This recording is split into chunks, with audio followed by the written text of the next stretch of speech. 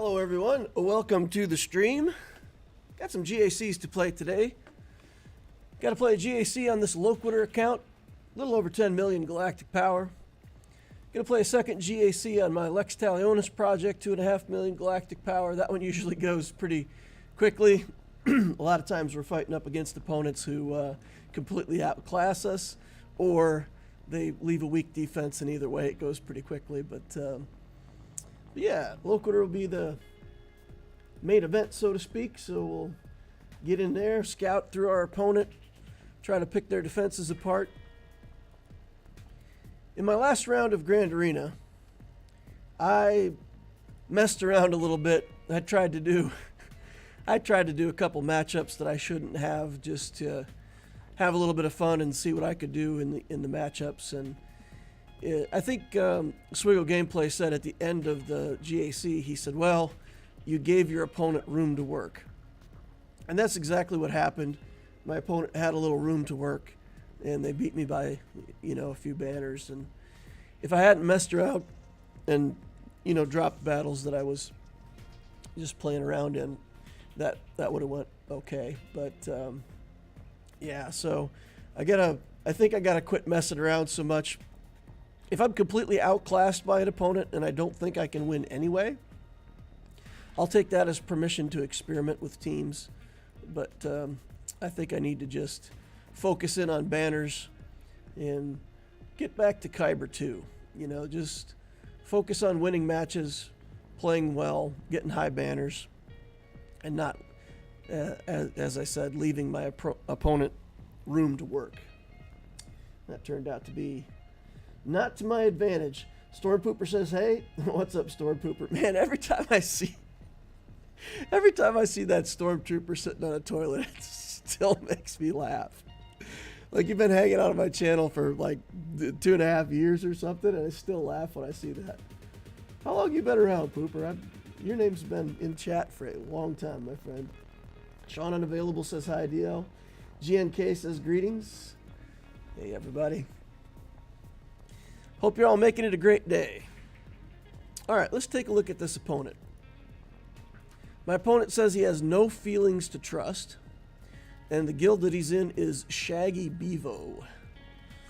Shaggy Bevo. Sounds like a situation that needs a razor or something.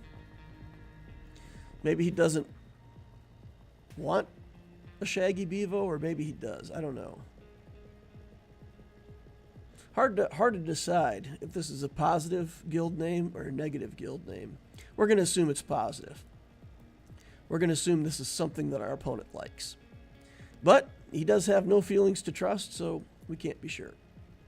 All right, anyway. I always like seeing what people have for names and guild names. It's I don't know. It entertains me.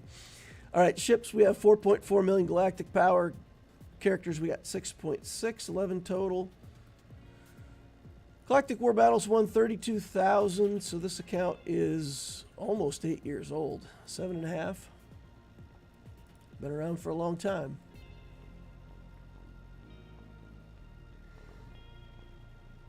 Stormpooper says, I've been here since your first efficiency video where you talked about farming the higher gear nodes for more credits. Dude, that's like 4 years.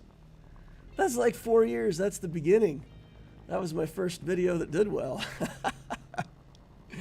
Oh, wow, man. All right. So, been around forever then. Jar Jar says, Misa, pleased to be seeing you here again. Hey, Jar Jar. Juan Francois says, DL, hitting the like button on the way in, as always. Well, thank you very much. Appreciate anybody who hits it on the way in is fine. Anybody who hits it on the way out, also fine. All right, so let's take a look at this guy's ships. What do we got here? We've got the Profundity, Leviathan, Executors in here. His Malevolence is above his Executor. How does that happen? We don't usually see that, right? The Malevolence is usually below. Oh, he's got a Relic 8 Grievous. Huh, interesting. So Relic 8 Grievous shows up ahead of... Interesting. All right, but he's got all the stuff. He's got all the toys. Got a few ships that aren't relicked, but overall, he's got a pretty big advantage in fleet. All right. Should I tell a story today, guys? Are you interested in a story or no? I could do some storytelling. I haven't told stories in a while. Or I could try to impart some wisdom upon y'all. Talk about some leadership stuff. If you guys want to hear that kind of stuff, let me know. If you're not interested in it and you just want to see the game, let me know. All right, let's take a look here. We've got 7 Galactic Legends, just missing. Oh, he's got Lord Vader. Oh no, he's got all 8 GLs. Okay, I was just looking at that wrong. Yep, all 8 GLs. 4 dark, 4 light. Revan's, Malik, Third Sister's here. Cal Kestis. Darth Bane's Relic 7. Malicos Relic 7. Aphra Relic 7. So all we got to do is figure out if he's got Gungans. Gungans aren't built yet. And then we'll look for Bo-Katan Mandalore. And she's not built yet. Although he's got to be close, right? IG-12 and Grogu. Paz Vizsla, Relic 7. Mandalorian, Relic 5. Okay, so he's within a character or so of getting that Bo-Katan. Alright, but he's got almost all the toys. Alright, Echo, fastest non-GL character. 312. That's a good sign for us. That means we should have an advantage on speed. 311 on Moff Gideon. Okay, so we'll have an advantage on speed where we need it. 306 on Mara Jade. Cool. Alright, so he's got us on ships. He's got more characters, but we do have a mod advantage.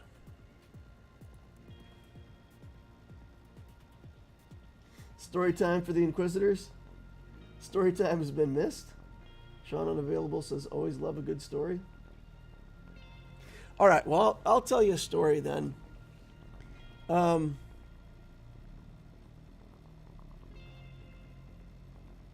right, this is going to be the topic. Here's the topic.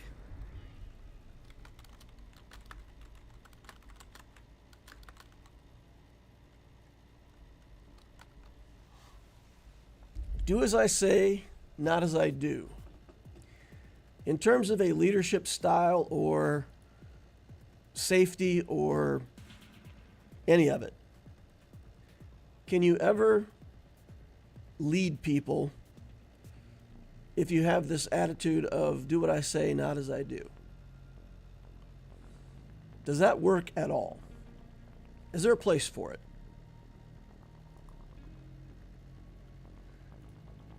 Let me know what you guys think, and then I'll tell you a story.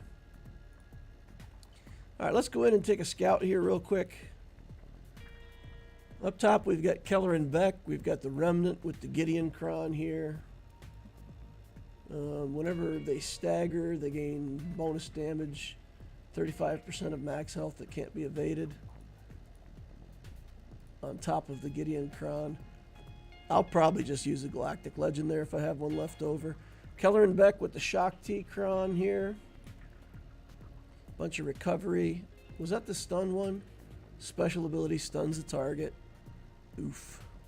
We got Ray here. It's an okay Ray team. I'm not too scared of it. Malgus here. We'll have to figure out some way to deal with Malgus. Hopefully we won't need a GL for that. Maybe use gas there. Here we've got Aphra. I think we've used CLS against Aphra before. I'll probably do that. Dash Rendar. Maybe use Bounty Hunters here. This Hondo, I've fought these teams before, and Hondo always surprises me with how durable he is. So maybe we'll either take bounty hunters in here or maybe even triumvirate. Down here we have Radis. Probably take a Jedi team against Radis. And then against Jabba the Hutt, let's take a look at Night Sisters versus Jabba the Hutt. If we can make Night Sisters work here, even if we have to clean it up, I still think that's good banners. It'll save GLs for some of these other fights where if we just take in a GL and beat the fight, we don't have to worry about banners. So we're gonna think about these things. We've got this one, Night Sisters inflict a debuff. They deal bonus damage. And this one says non-galactic legend Night Sister allies have 50% or more turn meter. They receive reduced. I actually don't want that, right? We want to die against Jabba. Okay. The bonus health isn't going to do that much, but we've got armor penetration here, crit damage. Those things will help us if we actually do get it down to just Jabba. Jar Jar Binks says, do as I say, not as I do. Yes. He gives it a yes. It can work.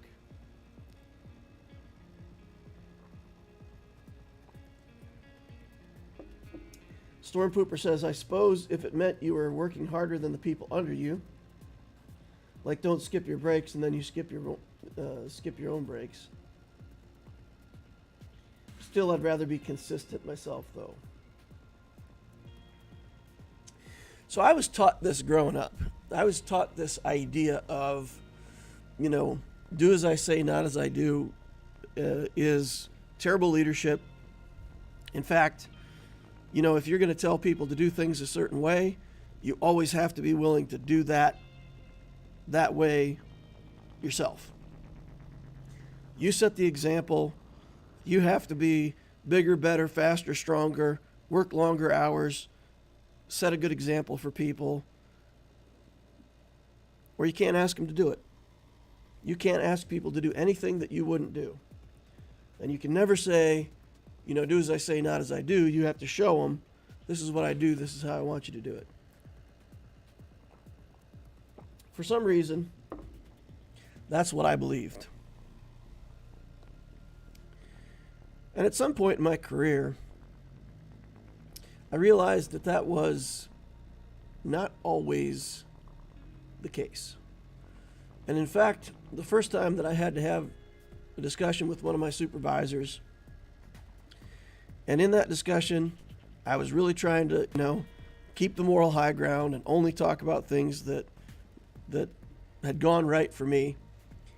And finally, I remember just looking at him and saying, you know, I've been in your shoes before. I lost my cool one time in my career. I lost my cool, and I more or less threatened one of my employees. It happened so fast. I was frustrated. I said something very regrettable. Went by in an instant. I came back the next day. I apologized to the guy profusely. Said I was sorry. I didn't mean it. It didn't go anywhere. He didn't make a complaint about it. But I regretted it. You know, and I just don't want to see you do the same thing. And so in this case, I said, you know, do as I say, not as I did. I did this. It went badly for me. I didn't like the feeling. I didn't like myself in that moment. I regretted it. So do as I say, because if you do what I did, you will also regret it. Change the whole context of the conversation. And that person walked out of my office kind of like with a different commitment. And I think I probably could have talked to this guy a lot and not had the same impact as just being humble enough to say, I've messed this up myself. You know, I do it right now. I don't think I'll do it again. But there was a moment where it got away from me. So I think if you set bad examples and you expect people to do things that you're not willing to do, if that's continuous, it doesn't work and then people under you just say, well, you know, he gives us all the hard work to do, and that's not very good leadership. But if you use it in a way that you approach it with humility and you use your own stories to give people examples of how it can go wrong, it's not bad to use that either. Now, I have had it where I've used previous examples with employees, and then, you know, 6 months later they bring that up in public context and, you know, use it against you. But again, you have to be willing to share these things and not have so much ego that you deny it or say that it didn't happen. So once you let the stories out, you know, it becomes public information. So you have to be willing to admit your mistakes if you expect people to be able to take your advice. If you approach it the other way and you say, look, I'm really going to be that example. I'm telling you, trying to be that perfect all the time and set an example that's that good, I don't know. I just don't think most people have it in them to be that good of a person all the time that they could always just say, I'm always setting the right leadership example. I think everybody messes up sometimes. Best to admit it and use it to your advantage. That's my thoughts. What do you guys think? You guys got any stories like that? Either about yourselves or about maybe a leader who you thought messed it up? Okay.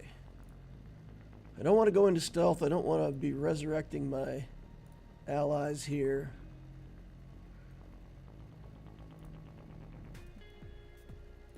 All right. Okay. Oh, I can't resurrect anyway because that Daka died to a missile, right? So she's gone.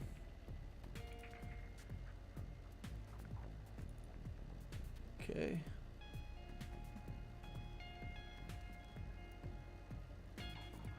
Now I've had this before where we do get down to just one Night Sister, but it kind of happens too soon, and we still have a bunch of enemies left standing.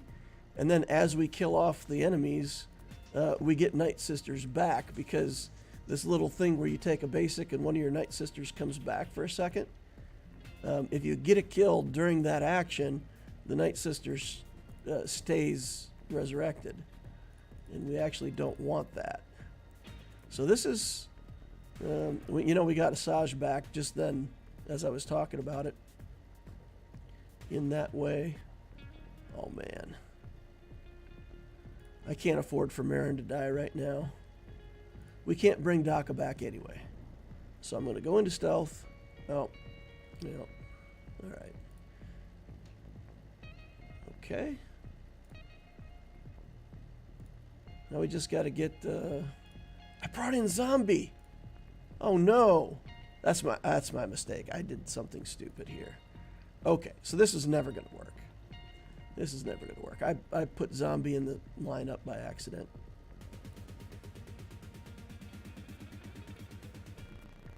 I was chatting. I was telling stories instead of paying attention to my Night Sister team. That's okay, though. Even if we can't win, we'll still get it down to just Jabba.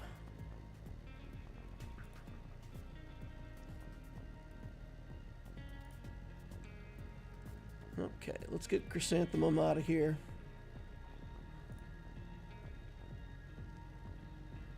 All right. Go away, buddy. Okay. Tired of the plagues, man. Please?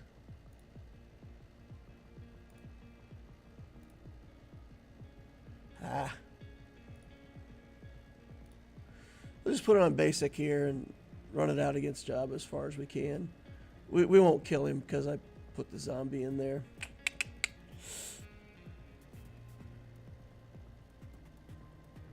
Alright. Let's see what comments we got. Stormpooper says, leadership in my company uses a lot of the catchphrases that says the customer and employees are the most important, and then their actions always put the shareholders above all. It's frustrating. I can't even tell you how many times I've lectured my own supervisors, people that work for me, on the idea of balance. So if you were to say, look, they focus on the bottom line, on one hand, I would say, that doesn't feel good. It doesn't feel good when leadership says that employees are the most important thing and then they don't do it. But at the same time, if they don't pay attention to the shareholders and you don't make profit and you don't beat the competitors, then you're not a business, you're a charity. So this idea of balance is something that leadership, supervisors have to understand, work with. On one end zone, you've got leadership that thinks way too much about the bottom line. And for those people, employees are a number. The work schedule is sacred. Everybody has to show up for their shift and do their job. When they go out in the factory to talk to people, they're talking about efficiency. They're talking about how to make things run bigger, better, faster, stronger. They're talking about why did the production numbers not look good yesterday, things like that. You can have it too far on the other extreme. On one hand, that you have care about the company. On the other hand, you have care about employees. I've seen that taken too far as well, where employees start taking advantage of the supervisors and taking advantage of the company rules, and the supervisor lets it slide one time because something happens and they're being nice to a person, and then it happens again and again, and pretty soon people are just taking advantage of it, and the company's losing money right and left because people are being allowed to be unethical. So on each end zone, both of those things are wrong. There's a whole bunch of space in the middle where people give balance to both things. When you care about your employees and you go out in the factory, the things you ask are, did you have a good weekend? How's your family? I heard you got a new dog. I heard your daughter's having a baby. You're going to be a grandpa soon, man. That's exciting. When you care about your employees, those are the conversations you have. If your supervisors, if your bosses never have conversations with you about who you are, what you do outside of work, if they don't care about you as a person, that's a really bad sign that they're just focused on the company's objectives. But you do have to balance those two things, right? You have to care about your employees. You have to be interested and involved, know who they are, know something about them. And then when they call in and say, hey, my son's sick, and it's not just he's sick and he's got to stay home from school kind of thing. He's really sick and I feel like I need to take him to the doctor. And you help that person and you say, okay, here's the company policy. Here's what you need to do. Call this number. Make sure that this is going to be an approved leave. Here's what you say to them. And you give that person some help and guidance. You don't let them take advantage of the company rules, but you let them know what the company rules are so that the company doesn't take advantage of them. You stand up for your people, care about them. So there's a balance there. Then the balance has to go the other way too. And the fourth time that person calls in for the same kind of thing, then you have to say, look, I've been helping you with these last few absences, but now it's starting to go too far. We need you here at work too, because if you're not here at work, your machine's not running, and that's not good for any of us. So, I'll help you get what you need to get when you need to take care of your family, but we need to have a discussion about what you need to make sure that you're going to be here at work tomorrow, right? Because we need you. And that does have to balance and go both ways. And there's so much gray area in between where it's fine. I mean, sometimes you do have to take more of the company line because The company's got to make money. You got to, if you don't make money and the shareholders walk away, once it starts to go down, it just goes, right? You can't ignore that. That's a part of running a business. If you take advantage of your employees all the time and you don't allow them any work-life balance, they'll leave, and then you won't make anything and your profits will go down whether you like it or not. Has to be both. Storm Pooper says, I agree the company needs to thrive where there's no job to begin with, but I think the culture in America where the last quarter is never good enough is wrong. If you match the good profits of that quarter. It's never good enough, always more, more, more. Jar Jar says, how are you enjoying being your own boss? Well, I mean, it's only been like, what, a week and a half now? So it hasn't been that long. But no, I stand by my decision. I think it was a good decision. I don't know where the future is going to take me yet for sure, but I do know that I am satisfied that I made the decision that I did. Yeah, I still think it was the right thing to do, and honestly, no regrets. No regrets. Storper says, my company's stock is over 3 times the share price when I started 9 years ago, but the way they act, you would think we're trying to get out of a death spiral. So, what is the purpose of a company? And this is a fundamental thing that I think some business owners understand and get right. And companies that miss this will always struggle with their employee engagement. What is the purpose of a company? If you run a business, what's the point? Let's see. I think we could take this. Yeah, it's too good.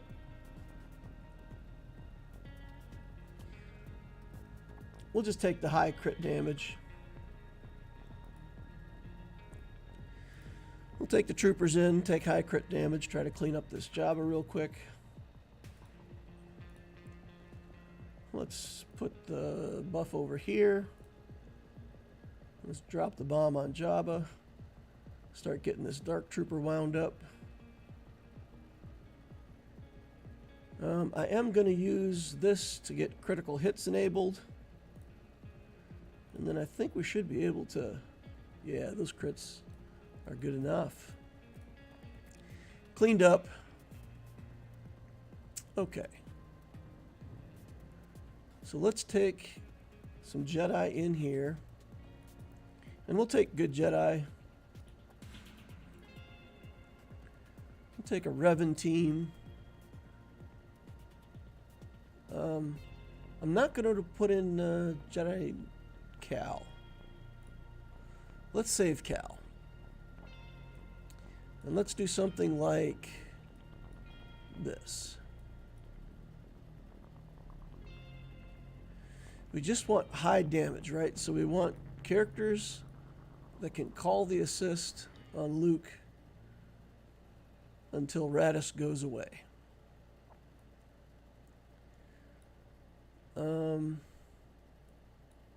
What other Jedi goes in here that's good but not too good? We could put in Bridger, right? He calls an assist as well with one of his abilities. I think we put the stun. Did we put this? We just still have the stun. Is this battle the right battle to use up our stun? I don't think we need to use it with the JML battle, so we're going to go ahead and use it here. All right, let's go.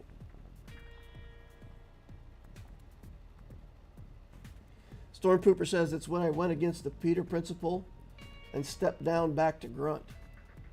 The stress wasn't worth a little bit more money. All right, so the thing that I want to talk about, the purpose of a company at the highest level is obviously to make money, right? Companies are for profit. It's the thing that people want to do. It's the reason people create companies. But it's not the whole story, right? Because the idea of having a company is about creating something. It's about the creation of a good or a service that has value to the people in society. And whether that value is, again, the product that they're buying or the service that they're getting from it, either one is an acceptable reason to have a company. If the person who makes the company, the idea, the good, the service, profits from that, that's the point. But as you bring other people into that company, the point is that they should share in those profits too. But companies get to the point where they say, well, that's your salary. Of course, you're going to profit from the company, but your profit is your salary. I pay you your paycheck, and at the end of the week, we're even, right? I don't owe you anything. The company doesn't owe you anything.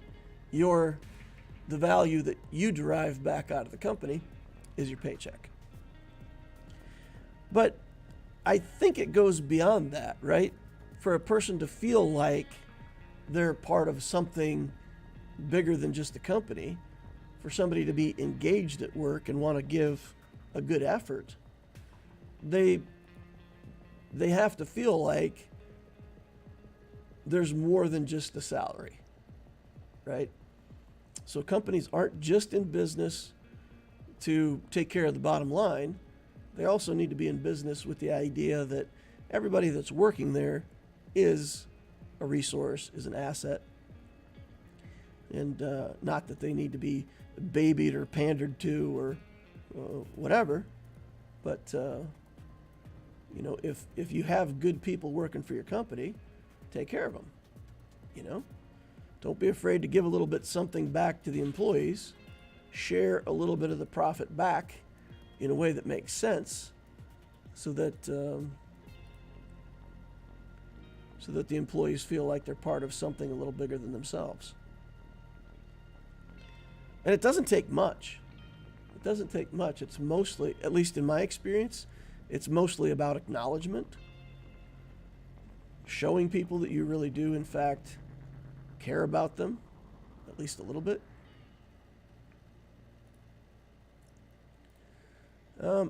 This is going badly here.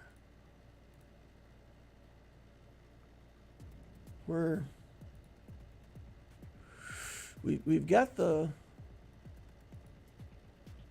alt going now, but we're going to lose the Mandalorian, which is I really don't like it. Well, maybe we'll get to a taunt here. Okay, we'll get a taunt back. All right. Now we gotta. There's no Vandor Chewbacca, so we don't have to worry about that. Let's heal up here, because we need to try to keep this Mandalorian, and that way we can just evaporate this Hondo and not have to worry about his insane ability to regenerate 50 billion hit points a turn. Okay. Good. Take in CLS here. We're going to look for something that gives us high damage. So, what do we got? Armor penetration, defense. This has crit avoidance, resistance penetration. I don't think we need that much. This is a ton of crit damage and some physical damage. Support allies isn't the best, but we'll take this here. Aphra first, right? We really got to take care of Aphra first.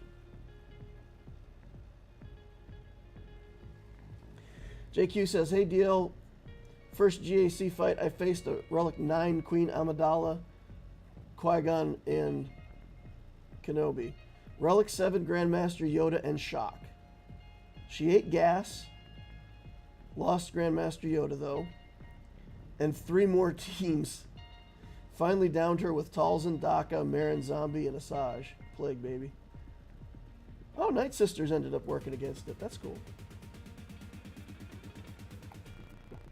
Jar Jar says, company does not need to make money. It just needs to earn enough to give its employees income and its customers the best services and products if it can. That's not the whole story, Jar Jar. Once a company gets to a certain size, typically they need investors to keep the company running. And whether or not that investor is a bank where you're taking operating loans, or whether that's investors who buy stock and invest in the company, there needs to be the idea of operating as normal and maintaining what you've got. But you also need to be able to invest in new capital assets, grow the company. Even if it's a service organization, you might need a bigger office space, you might need another phone center or something like that. So you need that money to grow. So you need the money to take care of your company and your employees. But then you also do, if you expect the company to do anything in the future, you do need to have the potential to get that investment money into the bank. Because without that, a company can die pretty quickly. I use an example in my leadership training about buggy whips, and I don't know why I came up with this, but I thought of a better example since then. But there was a company once, at one time, if you went back to like 1906 or 1898 or whatever, right around the turn of the century, you go all the way back to that era, and you say, okay, what company makes the absolute best buggy whips? Right? We're driving horses and carriages. We've got teams of horses pulling goods for markets, goods for companies, passengers, and somebody's making these harnesses and buggy whips and stuff like that to move things around the country. Then cars come along. Everybody laughs at cars. Trains come along, and trains were, people fought against the idea of trains at first. And then 20 years later, everything's changed. There's no horses anymore. Automobiles are taking over. And what happened to that company? That company that was so good, had such good products, made the best buggy whips in the world, what happens to them? And the answer is nobody knows. I mean, you can't answer me today what company that was, who they were, what they looked like, what their product was. The market changed, the world changed, and they did not keep up. Similar thing happened with radar detectors. A company called Uniden, I think, had been making radar detectors, and they just went nova with that, selling all kinds of radar detectors. And then they changed the laws, and they said, okay, this is not good. It's not what we want. Radar detectors are going to be illegal. So they're going away. And they got together and they said, what are we going to do? And somebody clever in the company said, let's identify what kind of company we are. Because obviously right now we're a company that makes radar detectors, but what are we good at? And they came up with 2 things. Their technology for the radar itself was really good. So they felt like, in that regard, we're better than our competitors. And the other thing that they were really good at was making little plastic boxes. So these radar detectors, they'd spent a lot of time, energy, research money, figuring out exactly what was a good consumer-friendly way to make these boxes where people could find the controls easily, they liked them, they looked good, and people bought their product because these little plastic enclosures were better than their competitors. So they said, could that be a competitive advantage for us? And they changed the company.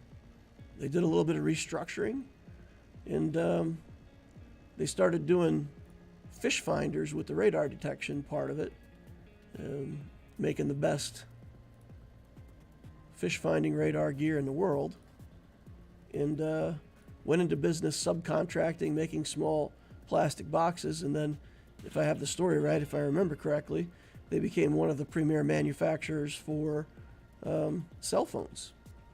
When cell phones got to be of a portable size that you could put in your pocket and carry around, they were the ones making the best cases for phones.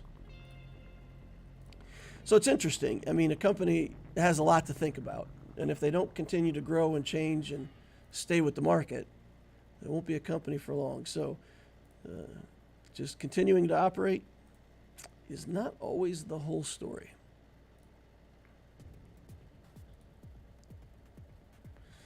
Okay, looks like we're going to get through this Qui-Gon Jinn team here on the back wall with our Radis team.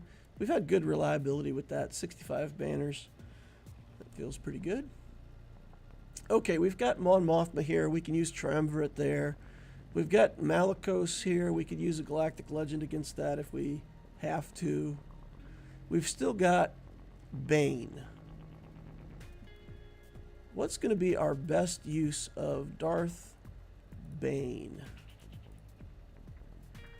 Maybe it's this Malgus team. Does Malgus eat Bane? Or we could use it here against the Remnant. That Remnant team did a ton of damage, though. When I fought this with the Sith Eternal the other day, they did a ton. This Death Trooper was throwing out tons of damage. This ruins it, though. Doesn't it? Isn't all this stuff non-droid Imperial Remnant? Okay. Alright, so it doesn't stop the leadership, it just... they don't get the critical chance. Offense, all that stuff. I thought there was more of an effect than that. Whenever Dark Trooper Moff get in, if he has 4 more stacks, if the allied leader is Darkside Mandalorians recover. Oh wow! I thought Dark Trooper like wrecked the synergy on this team like for Iden Versio, but I guess not. I guess not. Okay, so we can take Rey with JMK. Let's just do that. Let's work through some of the obvious battles first here. I don't know if we need a 5th here, but we're going to take it just because I don't want to drop a battle. Let's look for some light side mechanics here. Tank revive, we can take that. This is good.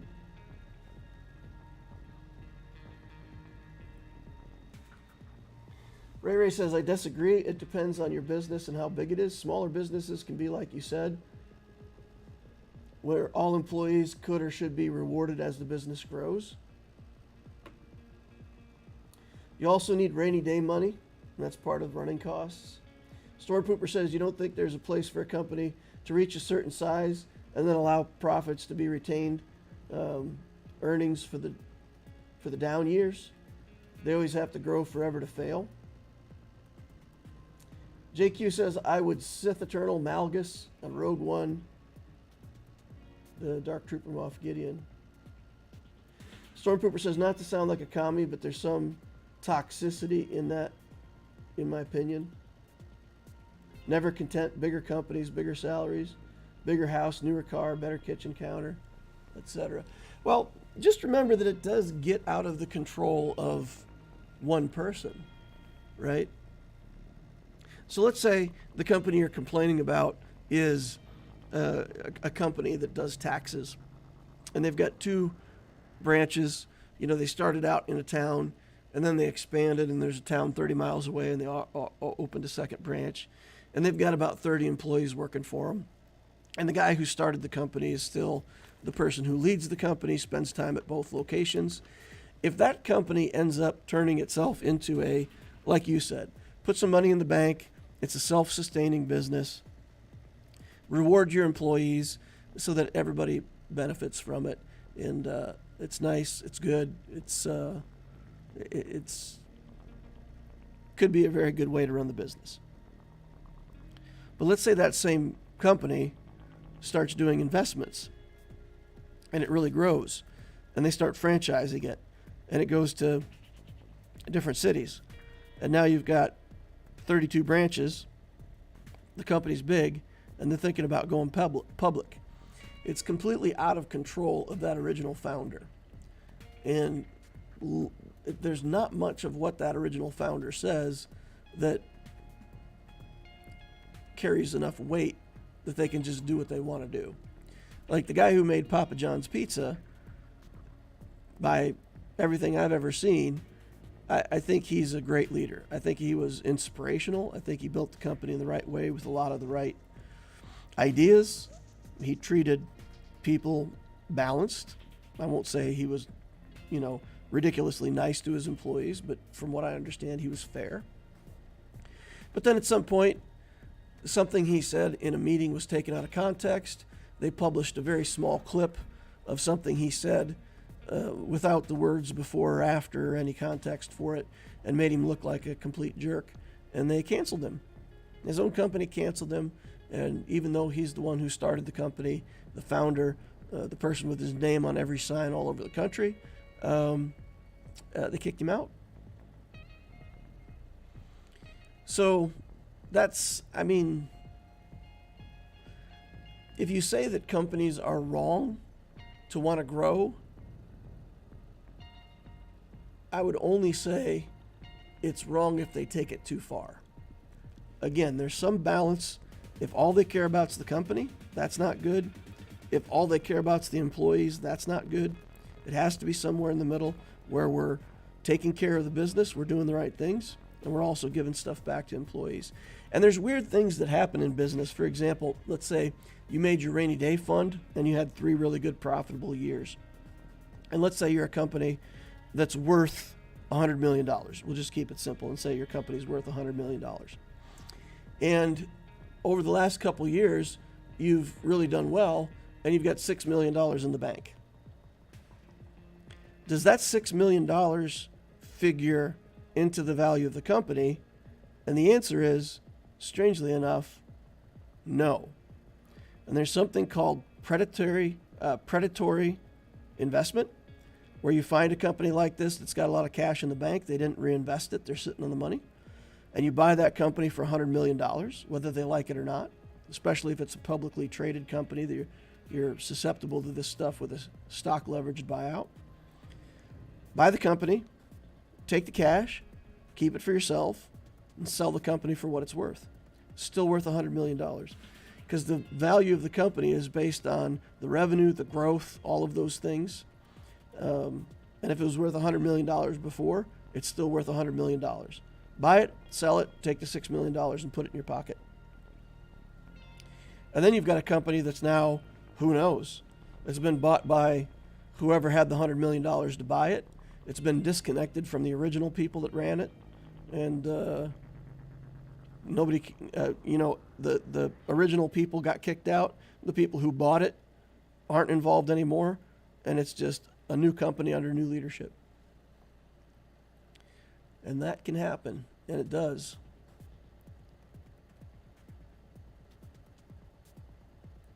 Anyway, people a lot smarter than me figure these things out.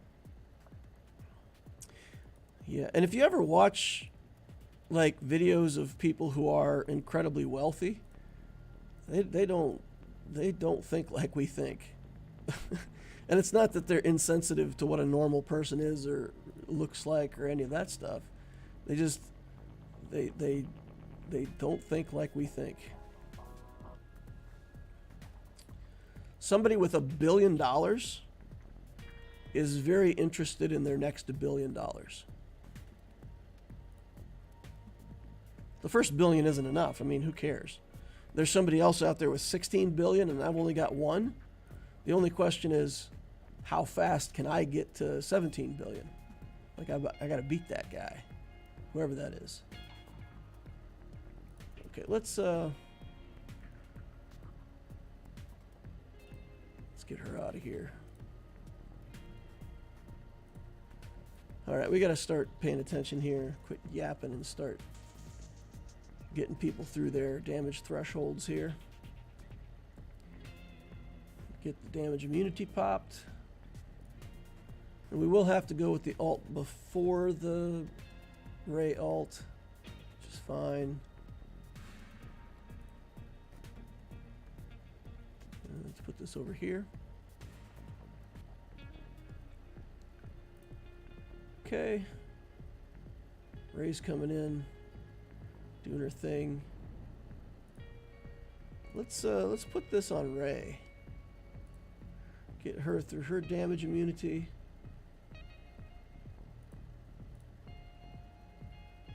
Now we should be able to get Ray dead. Okay.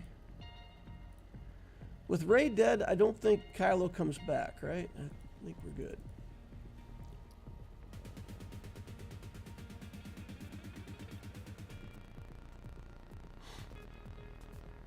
You don't think there's a place for a company to reach a certain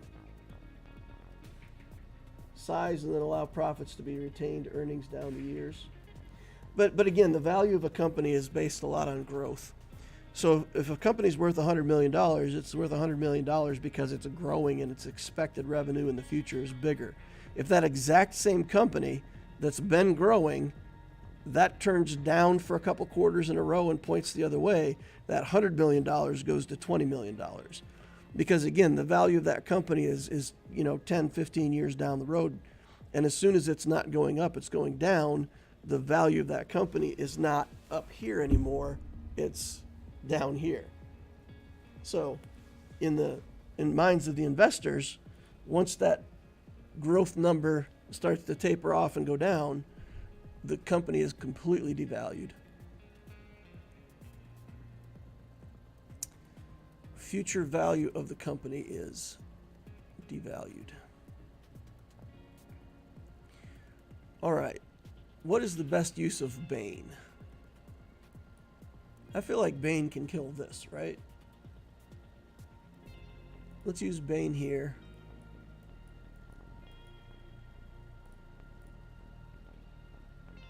Take out a Jedi team.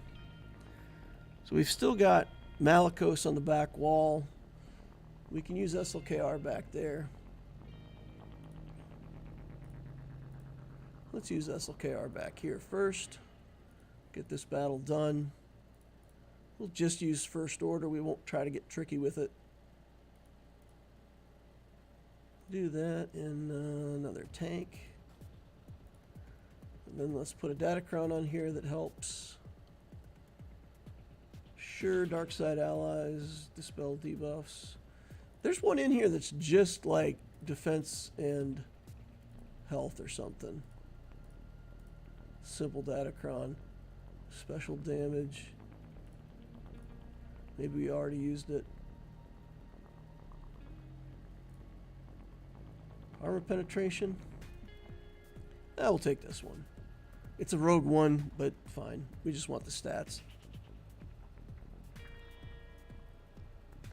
My brother is a multi-millionaire and one of the most negative people I know.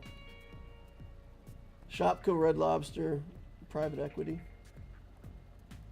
Ray says if a company had $6 million free capital, they would withdraw that before being acquired. But where? How are you going to withdraw it? Who's going to withdraw it?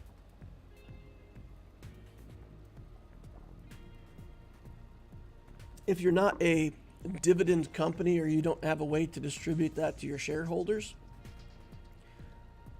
you can't withdraw it. If you're the person at the top of the company and you withdraw $6 million from the company, that, again, if you have a bank loan and you take that $6 million out, the bank could be very upset with that. And it could threaten your operating loan, because basically then you're perceived to be cashing out your company and devaluing it. Again, I mean, I'm not an expert on all of these things. I haven't owned a multi-million-dollar company, but I do know that there is a lot more to it than most of us will ever know. And that's not meant to be said in a negative or a condescending way. It's just, I always assume when I'm talking to business people at that level that, some of the things that they know, I will never know. And in fact, don't want to. I mean, you can't know everything, right? I have a lot of skill and expertise in what I've been doing for 30 years. So I like to use that. And I do have the, let's say, the ability to accept there's other people who know about more than I do. And when they make certain decisions, I go, okay, there's probably a reason for that decision. Sometimes when it smells like a lie, I've seen that too.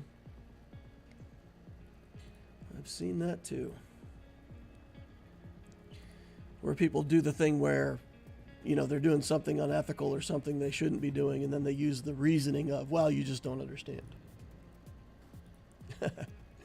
So I'm not saying that it can't be wrong or corrupt, or that, people can't be doing stuff with companies that are not benefiting employees or shareholders or anybody. That still happens.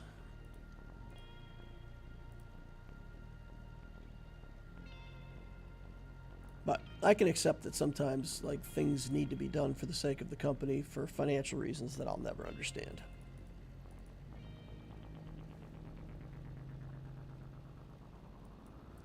Same as how the acquisition company would take the capital and sell it on. But the acquisition companies are often I was part of a company that went through this at one time. And the company that bought us was based out of Saudi Arabia, and it was a group of investors who were heavily involved in the oil industry, and they just had tons of money sitting in the bank. And they bought the company with no loans. They didn't have to go to a financial institution or investors of any kind. Their investors just owned enough capital cash that they just paid for it. And then that $6 million can go away and nobody's going to ask any questions. It just goes into the investment group.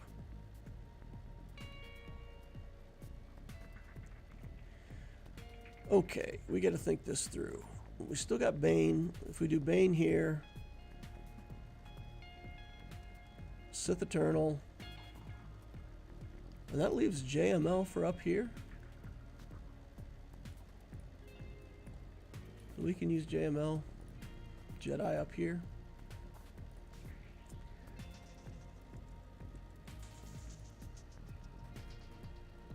Or are we better off using Sith Eternal here? Sith Eternal worked here last time. And we've given up some of our better Jedi already. So this team is not as strong as it could be. We could take recovery though.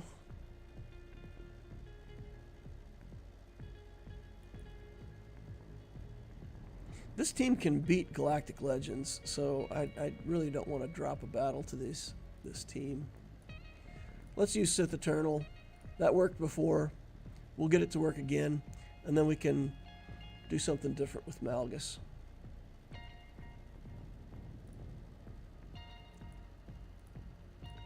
Use a tank. Use Watt 10 bore. And we'll throw in a couple more Sith just to waste time. We've got this tank down here that we can use. So let's do that. Yeah, we'll be happy with that. Let's see. Support allies. Dark side. Tank revive. Let's take that. Okay, let's get in there. Stormtrooper says, DL, are you a coffee drinker? Yes and no. So, I do drink coffee, but I manage how much coffee I drink.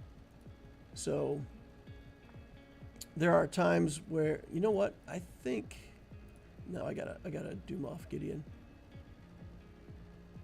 It's tempting to do that Death Trooper though, because like I said, he was doing too much damage. So I don't like to drink coffee all the time. So some days I'll drink a cup, maybe 2 at the most, and then a lot of days I won't drink any coffee at all. In the past I've drank coffee like every day for a long period of time, months on end, and I find that the coffee starts to lose its effect. And then if I stop drinking it, I start getting headaches all the time, and so I don't want to be dependent on coffee. So there are days where I intentionally don't drink any.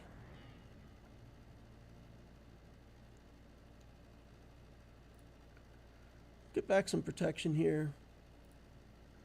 Should be into the alt. Okay. I drink coffee every I drink tea every Saturday. So, my daughter has karate right before I do my stream. So my wife has to take her to karate on Saturdays. And then after they go to martial arts, they go to Starbucks. It's kind of a little tradition they have.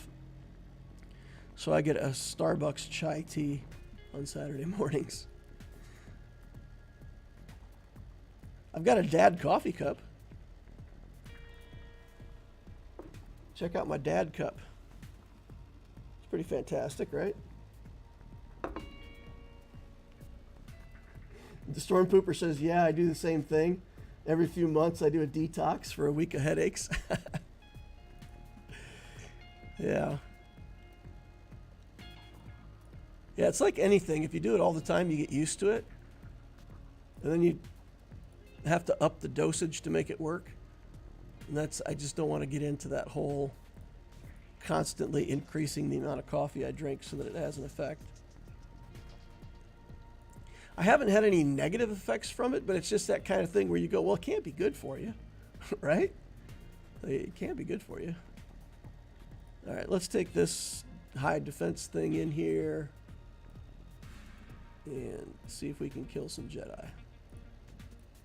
They've got a bunch of recovery, but the damage that we get should ramp high enough that the recovery won't matter. Okay, I shouldn't have done that. That was dumb.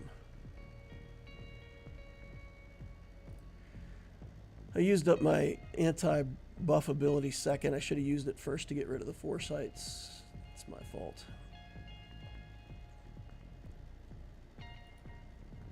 Okay. Try to kill General Skywalker here. Wow. You know what I said about ramping up damage? It's impressively little damage. Let's switch to Grandmaster Yoda. Actually, let's switch to Ahsoka. Try to get Ahsoka first.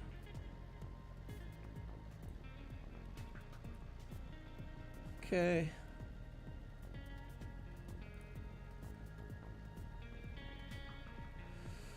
All right. Remove buffs twice. Wow, removing buffs twice still didn't get rid of the... How does that work? Right? Like, how does how do they keep their foresight? I gotta read this skip. Dispel all buffs twice and then deal physical damage twice. Doesn't that mean that the foresight should be dispelled before we do damage? Look, dodged. Is there something like if we dispel we get blinded? What is the effect here?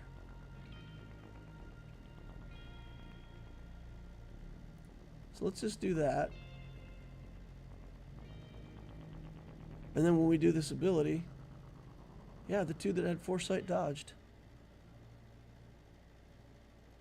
How is foresight that good? Okay. We've gotten rid of their damage. I'm just going to put it on auto at this point.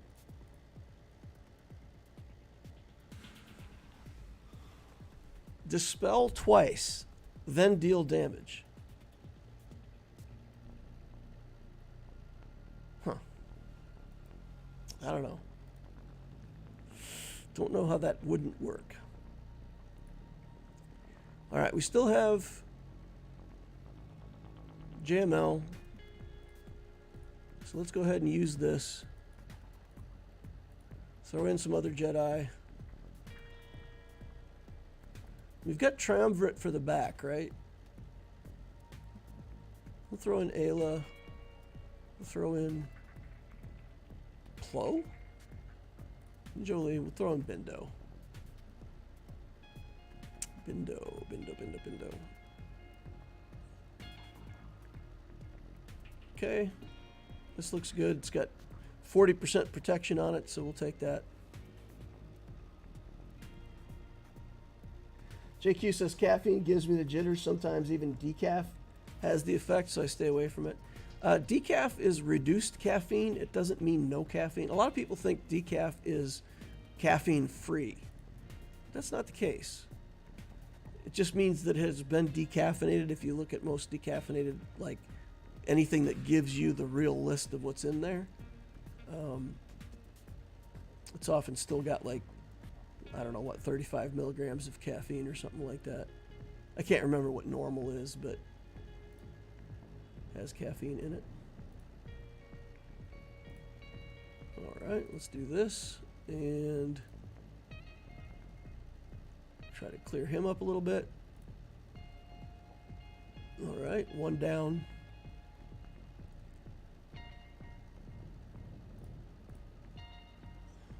Okay.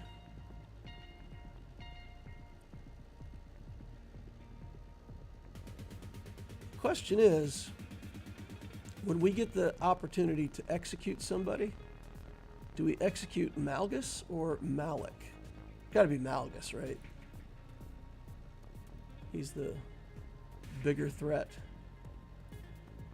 Let's just take that. Okay. Which one are we on? Dual wield. Back to this then. Although we might just straight up kill Malgus, in which case we won't have to use the insta-kill on him. Interesting. Since we've got Malgus so close to dead, I'm going to do it that way. Might be a mistake. We should be fine though. Can't do assists against this guy. So we'll just do that.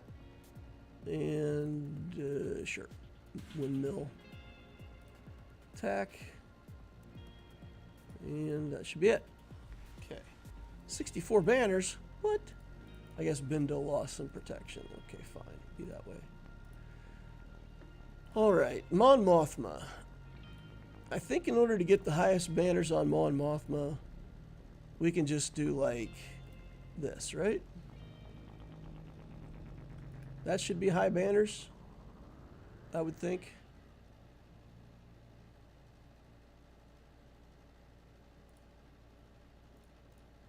Let's go with a sure thing. Let's not try to get stupid and lose banners again. Let's take the Remnant in here, because we kind of know that that's going to work, right? Crush them with Remnant.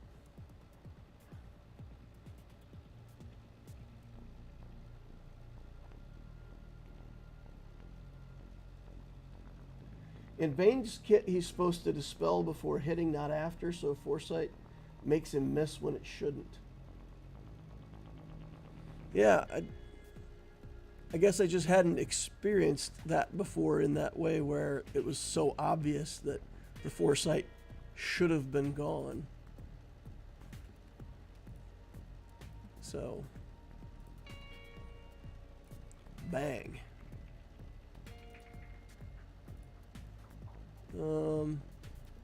Sure, let's go. Gideon Kron, FTW. Yep. 65, good, easy. On to fleets. Profundity. Ah, man, and then this dumb Marauder fleet. Man, I hate fighting this Marauder fleet. I have to do Profundity against Profundity here. We'll try First Order here. Okay, so Profundity. We'll select our Profundity fleet. We're going to kick this out, kick this in. Let's go.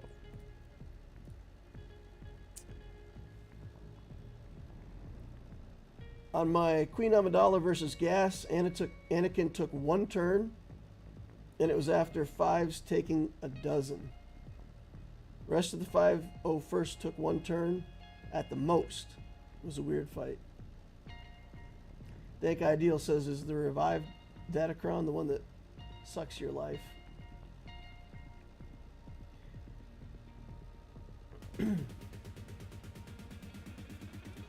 Jan Francois says, one of the most realistic things I've seen in a sci-fi show was about coffee withdrawals in Stargate. They're transported a few galaxies away and can't manage the coffee addiction in the first episode. Interesting. All right, I wasted a minute talking on chat. I hope that doesn't come back to haunt me in this fleet battle. Okay, we're going to take a basic here and give Millennium Falcon a free turn, because we can do that.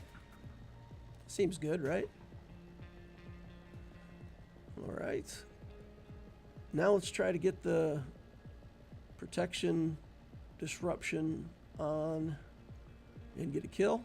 Good, going good so far. You take the first reinforcement, pal, please. Don't give it to me. I don't want it. I don't want the first reinforcement. You take it. All right, fine. Get on fire. Okay. No Phantom. I thought sure that was going to be a Phantom reinforcement there, but nope. All right. I'll do the same thing here. Give Millennium Falcon another free turn. It's also 10% toward our alt, right? So that basic is good. We don't need to put people on fire again yet. We can wait for another reinforcement and then do it on the TIE bombers next turn.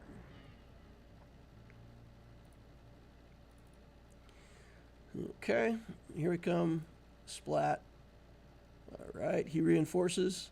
And now you're going to get the fire. The view.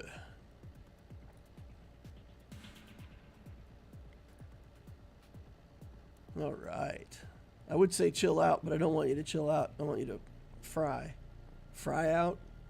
Get hot, get heated. Okay, Millennium Falcon again has no turn meter, so take it to full turn meter, and then this should be it. Good. 70 banners? 71? 73. Nice. Okay. Let's try first order here. And even if we can't get everything, let's make sure we at least get Anakin. I made a mistake last time in attacking the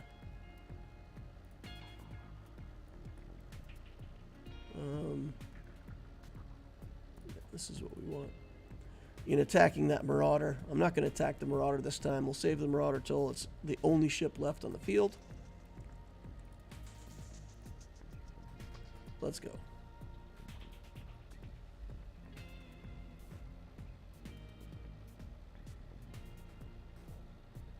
Dank Ideal says, I love how there's a fire debuff in space battles. I have to admit, I hadn't thought of that. That's fantastic. It's not possible to burn if there's no oxygen. Can't happen. It's impossible. Oh, nice. I love it. All right, he hasn't gone yet. Anakin's low enough that it's you know what? I'm just going to take a basic right here. It's going to do basic. That guarantees that the enemy capital ship is going to do the unending loyalty. Instead of the daze, not being dazed is a big deal. Okay. We're going to hand this over. Try to get a big hit on Ahsoka. And then we're going to bring in this reinforcement. He gets his reinforcement before us. Anyway, though, this is going to strip all the buffs off of Anakin and make him susceptible to us as soon as we can get a shot on him. Okay, we'll do that and get him out of here. Bye. Later, bro. Okay. Pop the unending loyalty on her. Put ourselves in stealth. Oh, God. AoE doesn't matter. All right, fine. No days. Interesting. No days on my silencer. That's good for us. Come on. Take an assist here. All right. That's good. Let's see if we can get Ahsoka out of here now. Nope. Fives. Bam. Not enough. Let's plow. Get that daze off of our shuttle. Let's steal all the turn meter from plow so that we can take more turns. They're tickling the silencer now. At this point, it's getting out of control. Should be hitting pretty hard. Oof. Man, that special ability from Ahsoka just devastating. All right, here we go. Take that, Marauder. Okay. I think just taking an assist here is better than the missile. I guess not. Rex's arc. Steal from the tank. Put taunt back on the tank. Pass it over. Go ahead and just smash him. Minute 43 left. We got to kill the Marauder twice now. I was going to put it in auto, but it's not going to pick the right assists. We got to assist with the silencer every chance we get. So let's try to do banner recovery. Make sure that we get the right skills in the right order. Free crit. Let's go. It's not impossible if there's a fuel source. Stars burn in space. But stars don't burn from burning as a chemical reaction. They burn from nuclear fusion of atoms smashing together and releasing energy. All right, mirror match.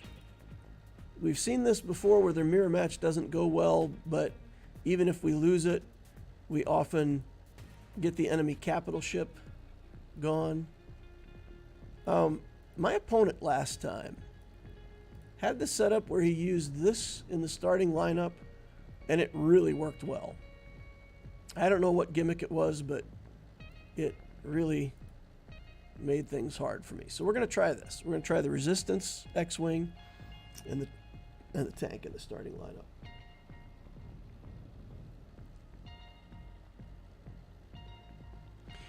So I suppose the that Imperial TIE bomber might actually be dropping nuclear materials onto the enemy ships. Maybe that is precisely what's happening. Could be. Take that under advisement.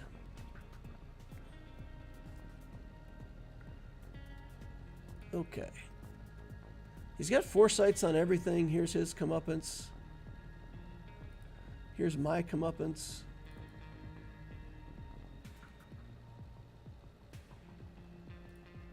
We're not going to get anything done while everybody's got foresight.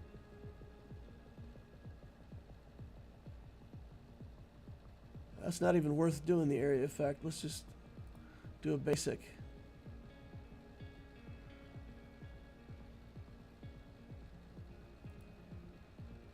Try to get a hit here.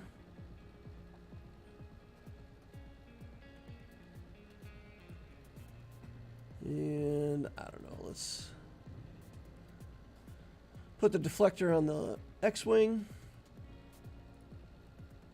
Get rid of buffs.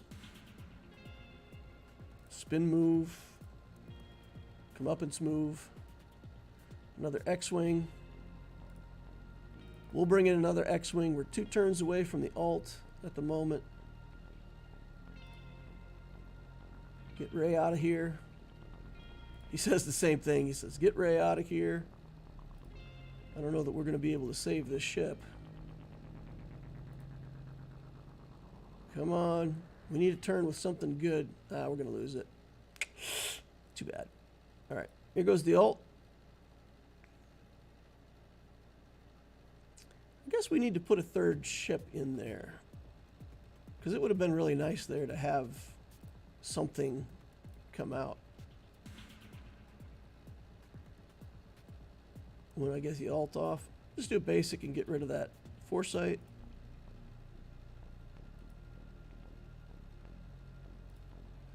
Looks like we're going to take down the mirror match here.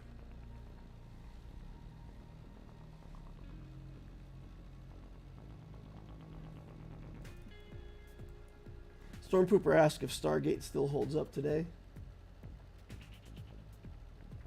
If the bomber had a plasma gel that could oxidize non-nuclear reaction, then maybe. Bombers are used for ground bombing, not space.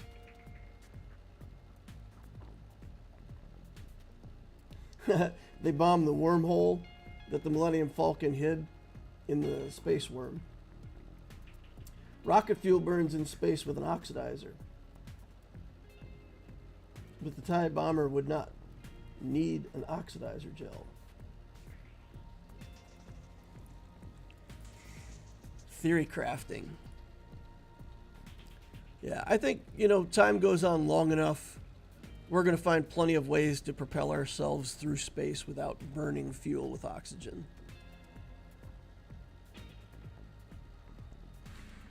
Gungans look like they held. We've got 2 battles against the Gungans and they're still standing. So, maybe we'll win that way. So we dropped 1 battle against Jabba. But that's it, right? That's... Everything else was 1 fight win. Good. Okay, let's... Fleet Arena. Number 3 in Fleet. Psh, no need to even play, y'all.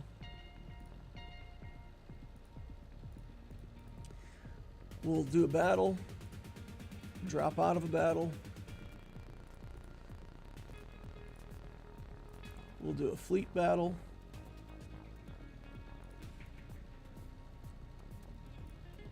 Switch back to profundity.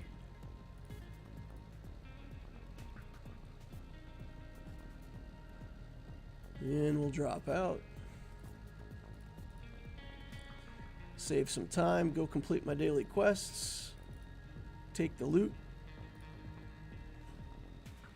And then it's time to switch accounts.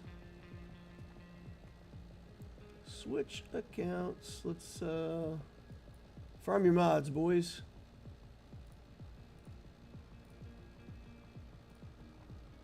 We'll put up the farm your mods screen. A reminder as old as the Loquitur channel itself.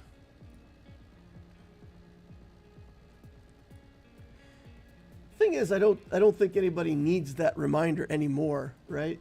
Like 4 years ago, people didn't farm mods and had to be reminded. Now I think everybody farms their mods and doesn't even think twice about it. Or at least it was what it feels like to me. It feels like it's not as relevant as a reminder as it used to be.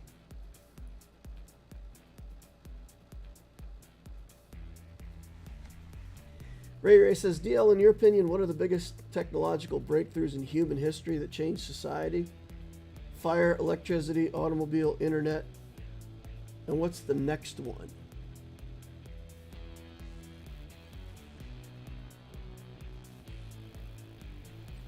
What's the next one? What are the biggest? I mean, the stuff that you named off obviously is what people think of as like big moments in history. I think Einstein. So, have you guys ever looked at Nostradamus?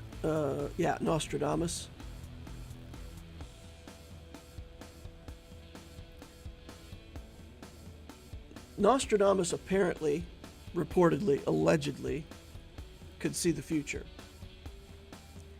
And I read one time that apparently there's a description somewhere where he described how it is that he sees the future. And he says something like he can see threads, and then sometimes those threads all get knotted up in a certain way. And there becomes a focal point, and that focal point is a history-changing event. And a lot of the stuff that he predicted is around these history-changing events, is around specific people. It's not so much around like the invention of the electric light bulb. It would be more around the people who figured out the electric light bulb.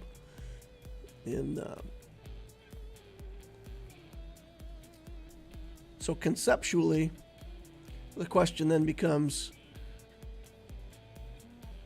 what's the next person who's a nexus?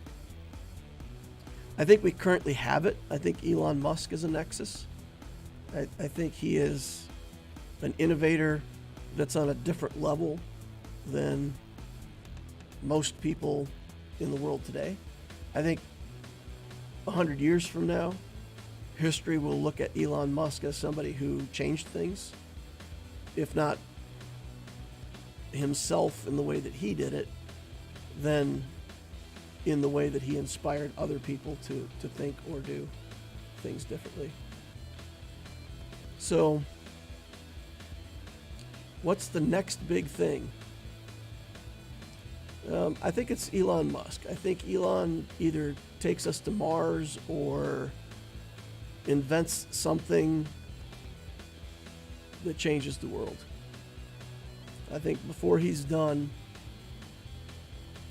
there will be something groundbreaking. AI is, I think, a barrier. I think AI is going to be the asteroid from space with regards to the human race.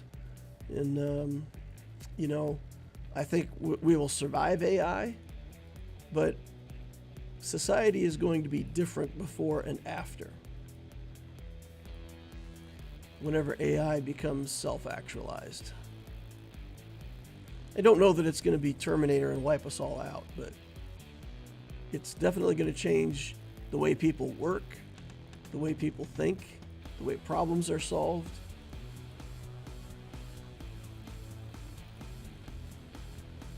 I've said before that I think AI's main concern, as soon as AI becomes self-actualized, its main concern is going to be leaving the Earth behind. Because the Earth is very susceptible to whatever happens to the sun is going to happen to the Earth. We could all be wiped out at a moment's notice. So just as Elon's saying, look, if we don't get to another planet, the human species could be wiped out in a single event. I think AI would recognize that instantly and go about solving the problems of how to be, elsewhere.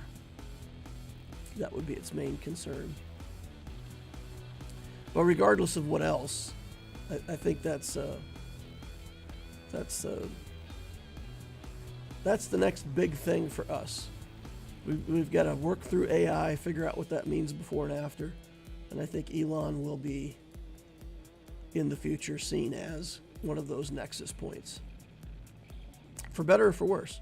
Maybe he does something that destroys the planet. That could be too. Let's see if we can help with any of these battles right away here. We got Geos. We could probably kill this Geo team. There's no... I'll do that after the Grand Arena.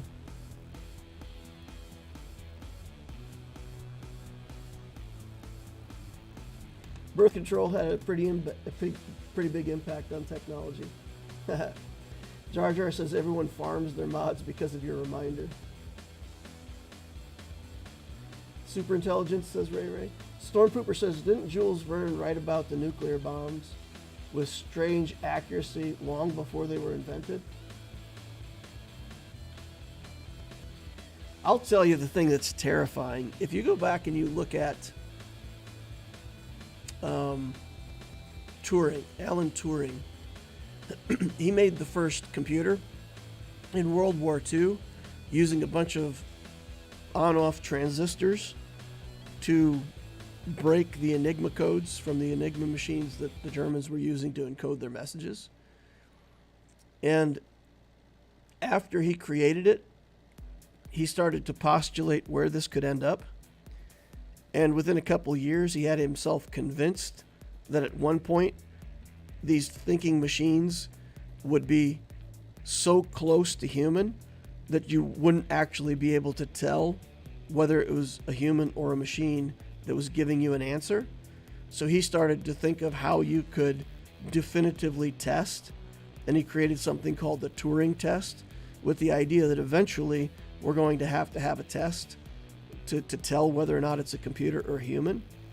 You go back and look at that, the accuracy with which Turing predicted the development of computers, the advancements, where it ended up, how it ended up there, how it behaves, is terrifying.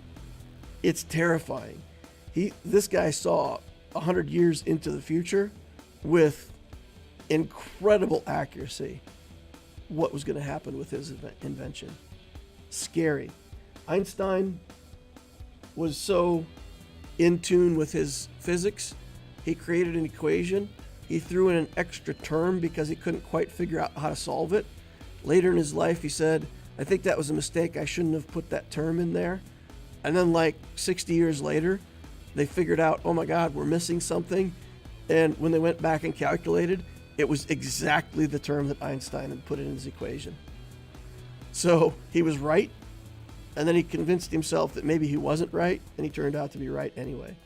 So there are people who predict the future with a really unerring sense of what is to come. That is true. But the problem is right now in the present, you don't know whether the person who's predicting that is a prophet or one lonely, crazy person. If I came up on my stream and said the world's going to end, then I would just be, a crazy person. And then if the world ended, people would go, oh, how did he know? I mean, if the world ended, nobody would say that because the world would be ended. But you know what I'm saying. You don't know who's right until it's proven out. You know. Storm Pooper says AI in the singularity. What about discovering extraterrestrial life? Would that change society? Yeah. We just had a huge coronal ejection and it barely made the news cycle. Yeah. Would discovering extraterrestrial life, it's my belief that everything on this planet is already extraterrestrial life. I don't think life first developed here on Earth. What's the theory called? Panspermia or something like that, where basically it says the seeds of life, the idea of DNA, the very basic building blocks, probably came riding an asteroid that crashed into the Earth at some point. I tend to believe that that's probably more true than the idea that life spontaneously generated here on Earth and never did that anywhere else in the galaxy. So I think we're all extraterrestrials. And the best way that I heard this explained, does an ant, when an ant sees a human, what do they perceive? Is it just emotion? Is it like a big foot stepping on them? What do they see? They see something, right? But if you could talk to an ant and try to have a philosophical conversation with it and say, "Ant, do you agree with what this human is saying?" The ant doesn't have any context for that, right? The ant couldn't possibly understand that conversation. So it's so far out of context that the ant would hear that and it wouldn't even know. It wouldn't know. So there could be aliens on Earth right now, and we just don't have the context to understand them. They're so far beyond us that we have no idea. No clue what we're looking at or what it means. And then someday somebody will figure it out and they'll go, "Oh, it was this all along," and everybody will go, "Oh." But yeah, the idea that we're alone in the universe to me is ridiculous.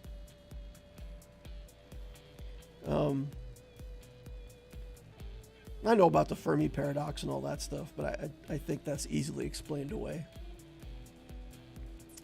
Easily explained away. Ray says, okay, but actual proof that life can thrive far away from Earth. Would that change human philosophy on a fundamental level?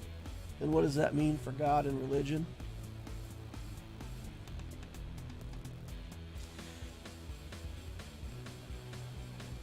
I'm going to stop the conversation there for my own benefit.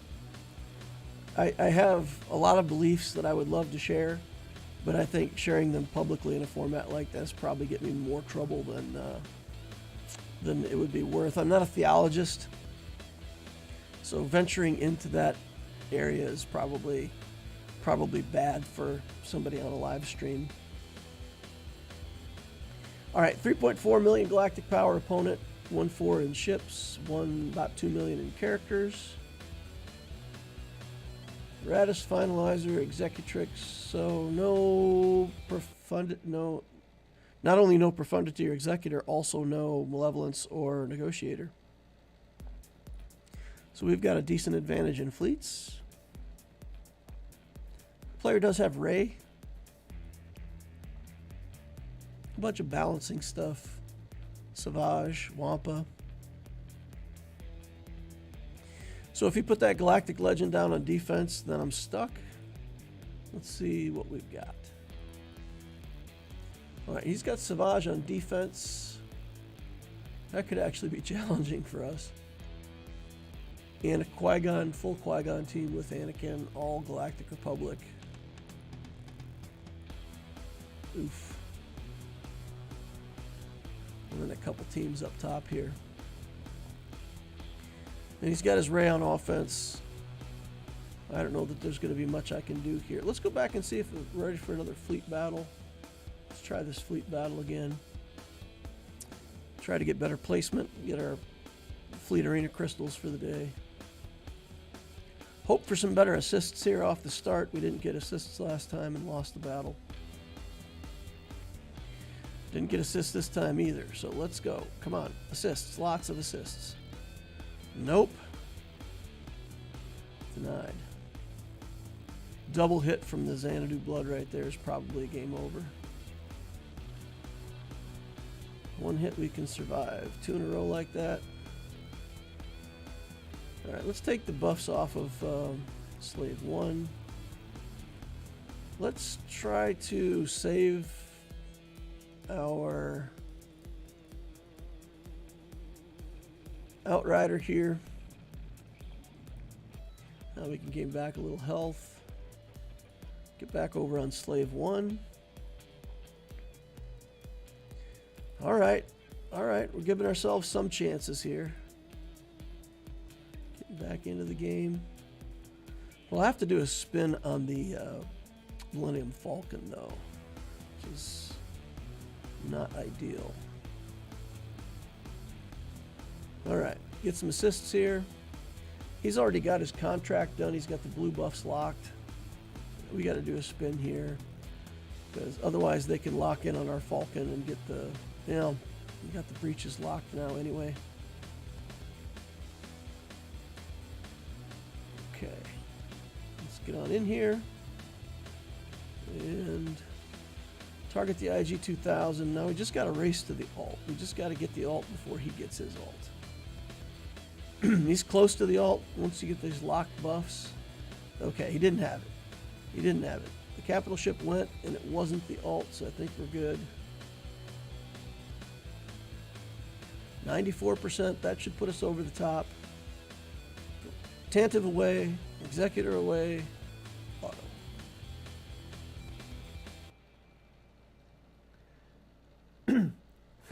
Ray Ray says, sorry to put you in a difficult position, let's move on.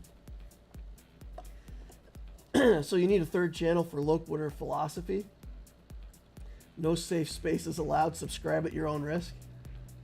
There are YouTube videos that claim Earth is flat with millions of views. I wouldn't worry about being politically correct as long as you're not inciting violence or hate. My views on religion have changed a lot over the years.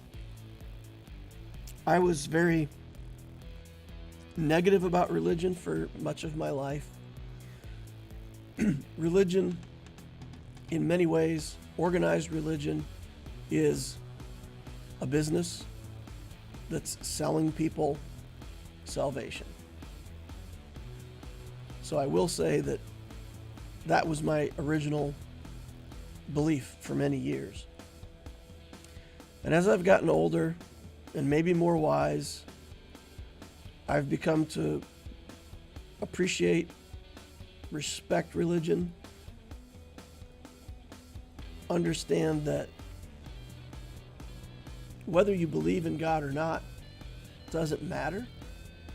The lessons about humility, getting along as a society, being accountable to something greater than yourself, those things are all valuable, viable things that I wish the world would spend more time believing in. So I believe in the ideas, the tenets of a lot of religions without necessarily believing in the specific higher being that they're pointing out. So whether it's, you know, Buddha or Christianity or whatever, you know, I don't necessarily have to be tied to the idea of a singular deity to know that the tenets behind religion are valuable and that people who follow them are more likely to be contributing members of society and in some way useful in driving the human race forward. So there you go. That's my belief, and we can talk about it in the context of your question, but then that gets further into those ideas.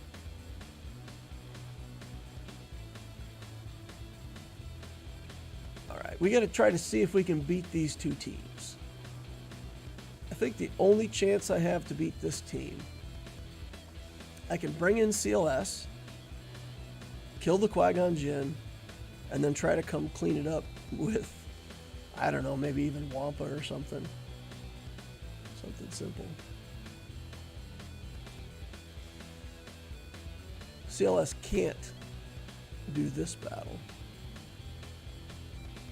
Maybe this battle is Wampa.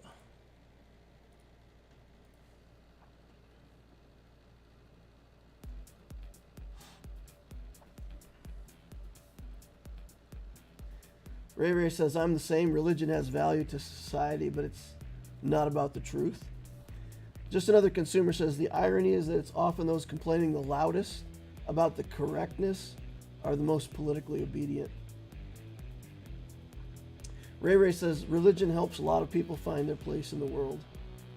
It does. It does. It's used in the right way, it's incredibly beneficial. Used in the wrong way, you just say, us, them, let's go fight a war because they're different than we are. And I hate that. I hate that that ends up being the way that a lot of religion is pointed. You know, guns don't kill people. People who point them at other people kill them.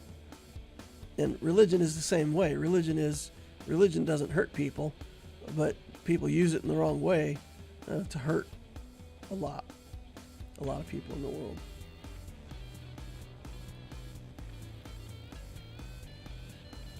Yeah, I need to stop talking about it. I need to not dig the hole any deeper because other people also have strongly held beliefs. And while I don't mind to debate, I am not a trained theologian. And I mean, anybody can come in and say that I'm wrong, and I really don't have the context to say that I'm right because all I have is opinions.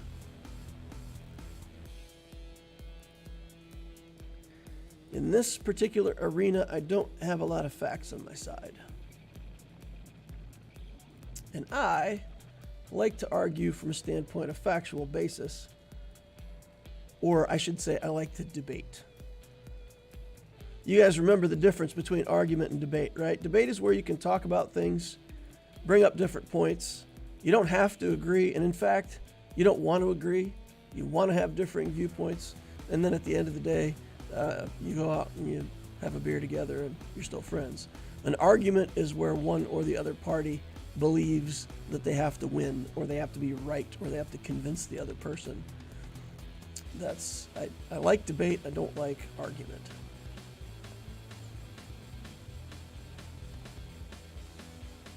I think we're going to Wampa this, because we can kill the whole team with one hit, and it's just Wampa versus Savage, right?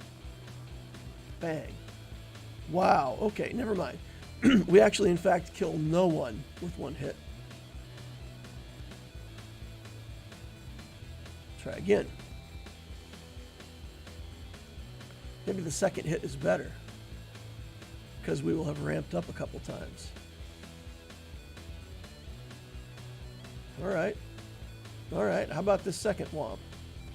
You guys ready for it? Nope. I guess you weren't ready for it. Okay.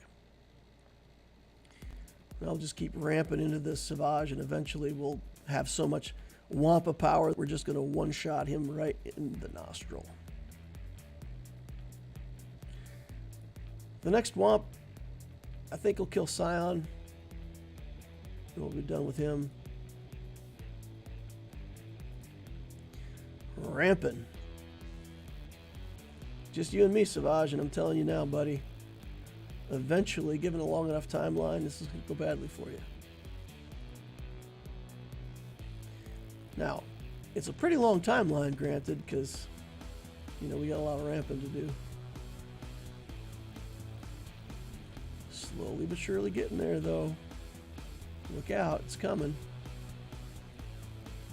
In about 2 more minutes.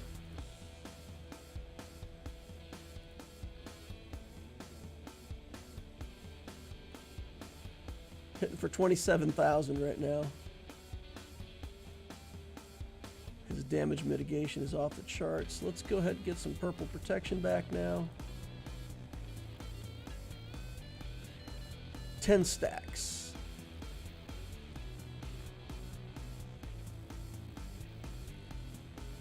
Okay. Up to 40,000. Getting there.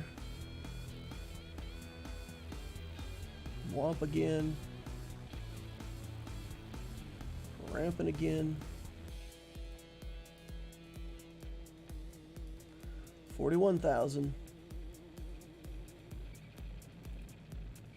42. 43. Just counting up one at a time. 44.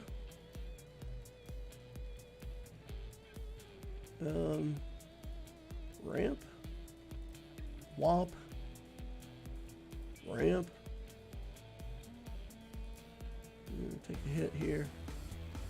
52. 49. Going back the wrong way, Wampa.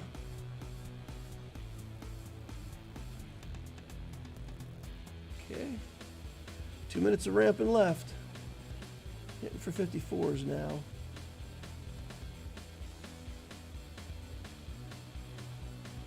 All right, come on now. Come on, Wampa. Get bigger. Staying alive, staying alive. Their Savage is too slow. He's not getting turns of his own very often.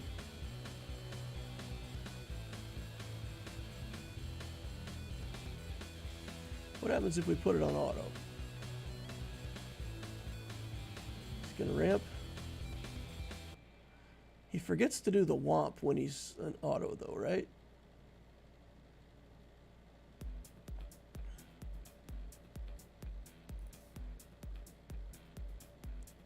We can't risk that we get to yellow health and that he executes us.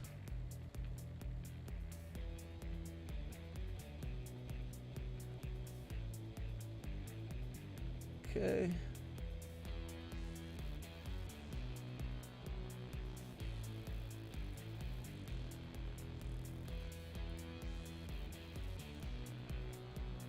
All right. 30 seconds left. It's getting desperate.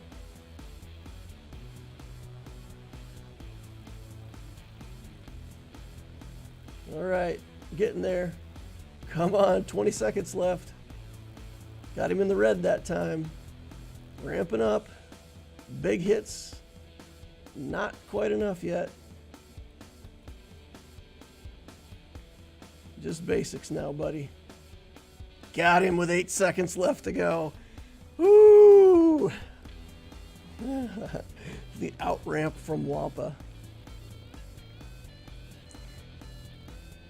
That's a big Wampa with offense mods. Took a lot of doing.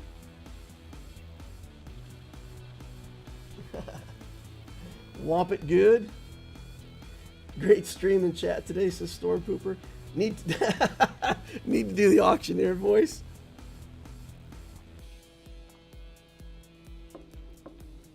I come for the life advice, not the Plo datacron talk. Dusk says talk about a nail biter. Nice win. W for Wampa. I tell you, if I hadn't gone back and forth into auto there, I probably wouldn't have gone fast enough. Yep, right there at the end. If I hadn't done auto, I might not have made it. All right, is this Backwall Phoenix team, is this just garbage Phoenix or is this actually good? Okay, it's just garbage Phoenix. All right, what do we have left? We have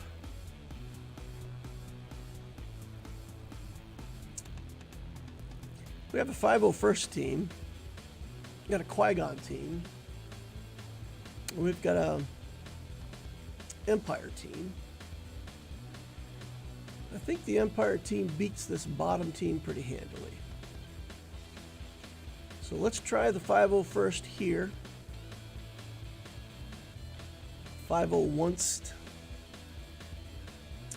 And then we will Always remember to put Rex next to your leader, so that if there's a mass killing and other clones die, that Rex will be the first one that stays alive. Let's see if we can get this to work. I like playing this team just for fun. Alright, form up, throw a bomb. It's supposed to stun droids. Maybe, do we have to have the Zeta for it to stun droids? We might need the Zeta for it to stun droids. Okay, fine. We'll accept that we don't have the technology to get the job done. Alright. We do not want to put taunt onto our 5s.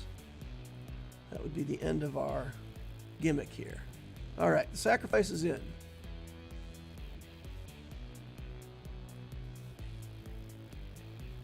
Okay. Aerial advantage is almost up. Gotta try to keep shock alive here. Get this L3 gone. Karth? Lando's probably the biggest damage, right? Let's get rid of that. Let's go back to pinging away at L3 here. I mean, L3 might get taunt, so I feel like we just kill L3 so that we don't have to deal with the taunt. Okay, stun a droid. Hey, we got a stun there. Flashed up for a quick second before it went away.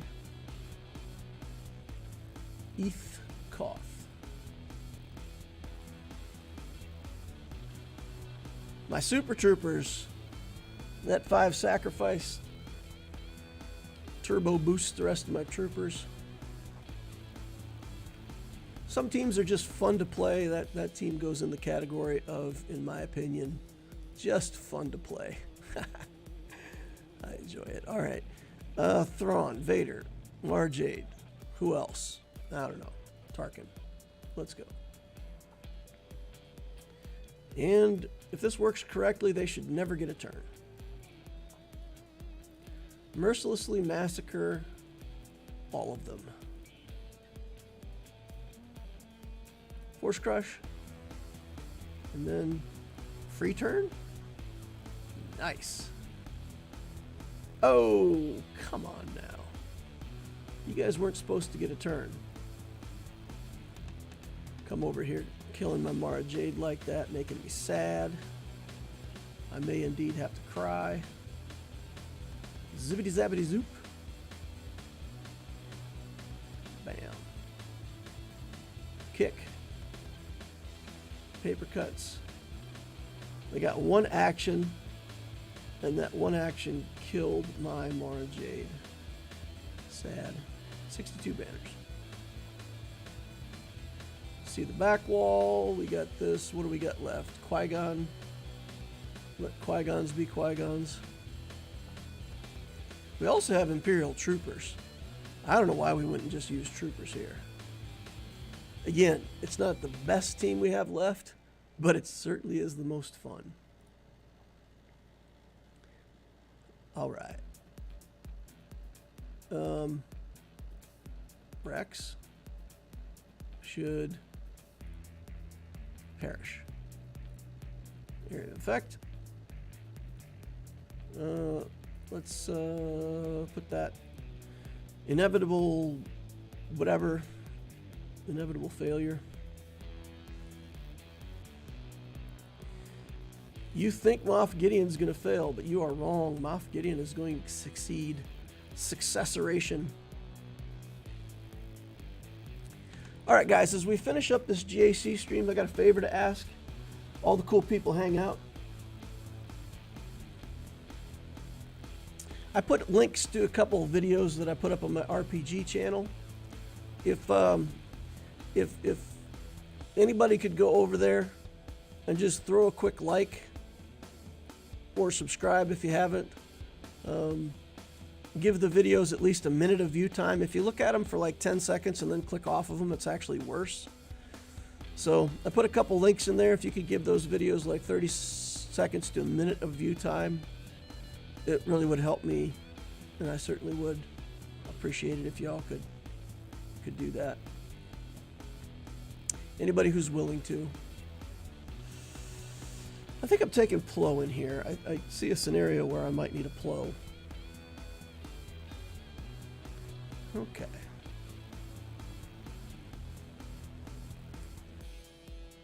We want to target the... So I think we just target Sunfac. I think we just go straight at Sunfac's face. Get a taunt. Take away some of their turn meter. Why not? So, wow, this is going surprisingly well. And the stun off Sunfac isn't even going to happen. Reinforcement coming in. Phantom. Seems kind of goofy, but okay. Phantom coming in. The fleet that I have going on here, for anybody who doesn't know, is just relic ships. It's just the ships that I have at relic level. So we start out with the 5s and the Anakin and the Houndstooth, not because it's a good fleet, but it's because that's what ships we have relicked. Okay. Conquest. Somebody asked me how I was doing in Conquest. We're on Sector 4. We'll finish up Sector 4 today. Finish up Sector 5 by Monday. So we will complete normal Conquest, more or less. But that's it. I haven't done refreshes. I don't have a bunch of datacrons.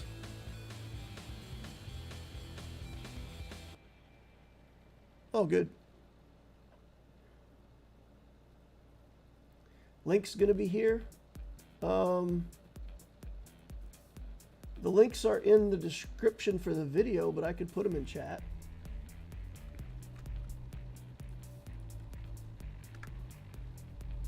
Easy enough.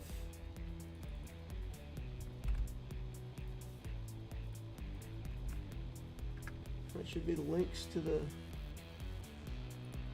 stuff. Let me check and make sure I didn't make a mistake here. Oh yeah, that's good.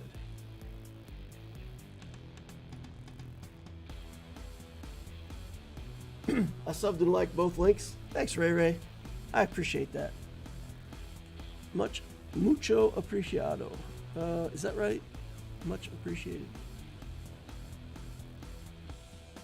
I just say me gusta. I like it. All right.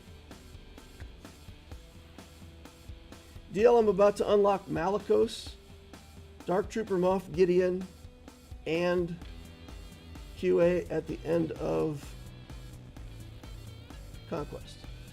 I plan on doing all of Malgus Amis, but how many Amis should I invest in the other two? Queen Amidala, for me, on my Loquitur account, has been a fantastic character. In Conquest, her team has, you know, the like accuracy up stuff or whatever. I mean, so she has some unique things that she and her team do.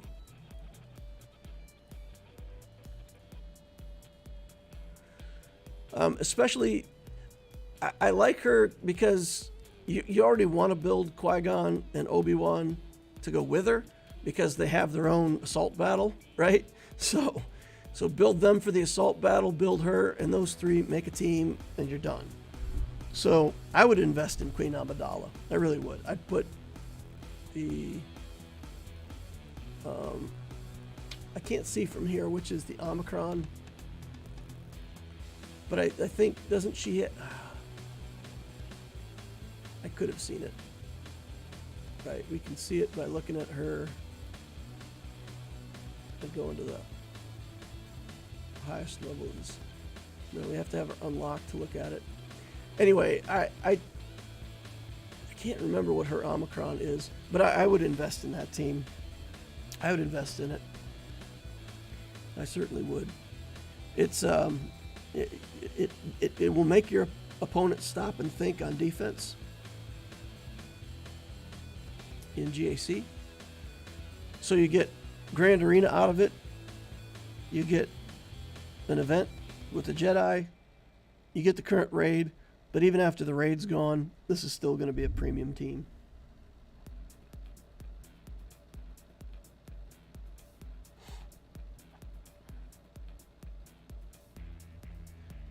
Muy agradecido. Muy agradecido. All right, very thankful. Also, Queen Amidala and her boys at higher relic hits harder and gets thicker. I'm relic 9ing them, they're that good. Should I just do her unique? Or should I do lead and special? I'd have to go look. I can't remember what all these characters' abilities are off the top of my head. So we gotta, if you want me to look at that, I gotta switch back over to the Loquitur account so that I can actually look at the character that's built. So let's do that.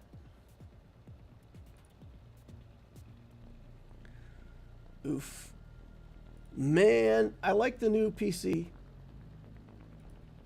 interface, but I hate the fact that I cannot run 2 games at the same time. I really want to be able to run both of my accounts simultaneously at the same time, but I can't figure out a way to do it because it goes through the EA application and you can only have one of them running on your computer, and I don't know how to partition my computer in a way where I have 2 of those instances running. So anyway, if somebody knows how to do that, you know, send me a chat in Discord, a separate message. All right, so Queen Amidala. I did everything. We just loaded her up. Yep. That's all so good. Healers and support, recover, gain offense, all this stuff. The unique. While in Grand Arenas, they gain crit damage, mastery, immune to fear, a bunch of immunities. Really good. And then this, I think, is the other one. Yeah, this attack ignores protection, and all allies gain critical damage up and 4 stacks of heal over time, protection over time. Enemies are inflicted with damage over time. Those Omicrons are why you go in against a team that looks like it has no damage, and then like 2 turns later, 3 of your characters are dead. The first couple times that I fought Queen Amidala teams, it was like Queen Amidala, a low-level Padawan, a relic Qui-Gon, and then 2 other garbage Jedi. And I would go into the battles, and it was like 2 seconds later, the damage just flies out of that team, and you're like, where is this damage coming from? You have a Ayla Secura in your team with 3,200 offense. Like, where's this damage coming from? But yeah. So if you don't have that many Amis to spend, I think probably the leadership one. Probably the leadership one is the most important.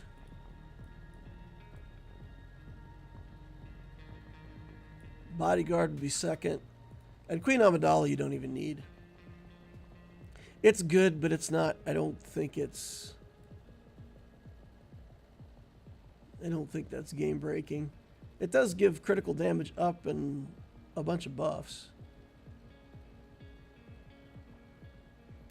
Ooh, and it reduces cooldowns that can't be resisted.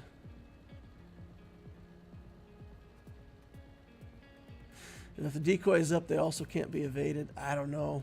That's all so good. But again, it's a good team. It's a good character. It's a good team. It's if I put 3 Omicrons on Malgus, it's an okay team. I mean, it's not bad. It requires your opponent's attention in Grand Arena, but that's all you get out of it, right? You get something in Grand Arena, you get something in Territorial Wars, and that's kind of the end of it. But Queen Amidala, I feel like that team is good in every game mode. It's good in Conquest, it's good in Galactic Challenges, it's good in the Raid. I've also been considering Relic 9ing my trio of these characters. I may do that in the future.